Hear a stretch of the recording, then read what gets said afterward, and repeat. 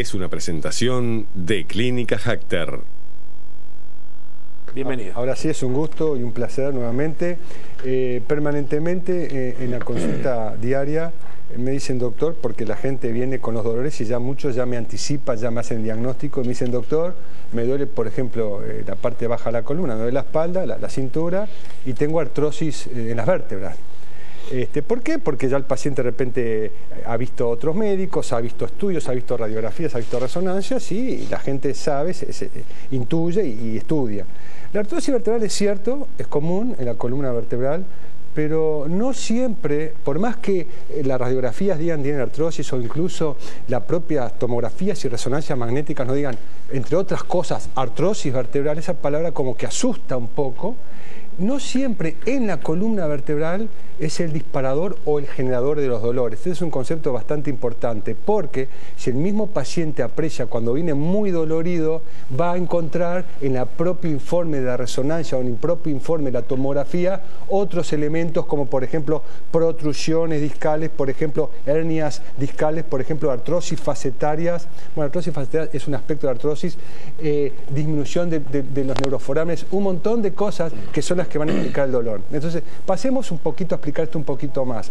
Si el director de camas me hace el favor, me muestra esta primera vértebra en la cual vamos a ver el disco por arriba, es decir, la vértebra por arriba, perdón, la vértebra por abajo y en el medio este corchito, esta gomita, digamos, de color marrón que está todo a lo largo como un sándwich entre vértebra y vértebra. Esto representa, digamos, la unidad vertebral.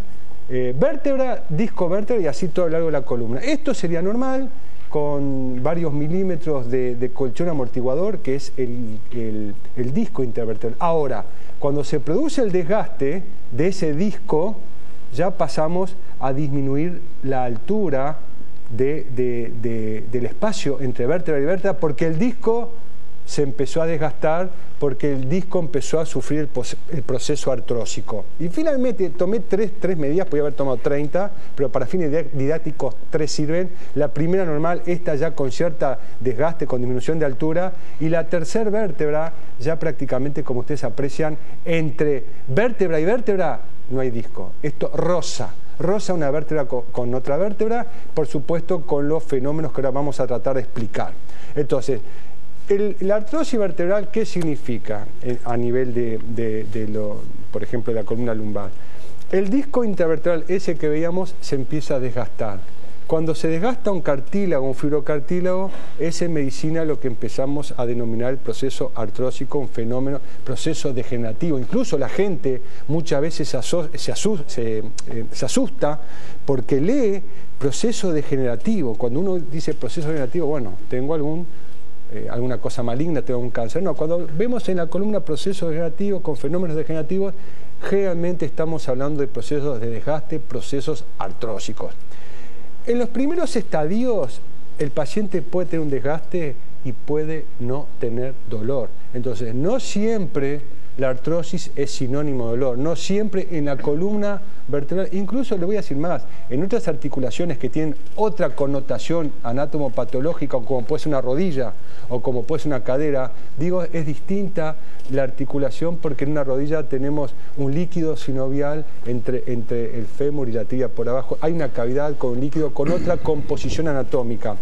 En la columna no tenemos ese líquido, tenemos la vértebra por arriba, la vértebra por abajo y el disco. Cuando se desgasta el disco es que comienza el fenómeno artrósico. Y nosotros podemos perfectamente tener artrosis en la columna y no ser nada alarmante, incluso no producir dolor.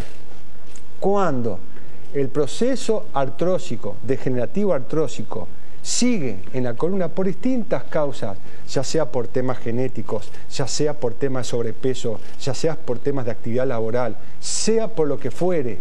Si el proceso degenerativo artrósico continúa, es posible sí que empiece a producir dolores artrosis. ¿Por qué?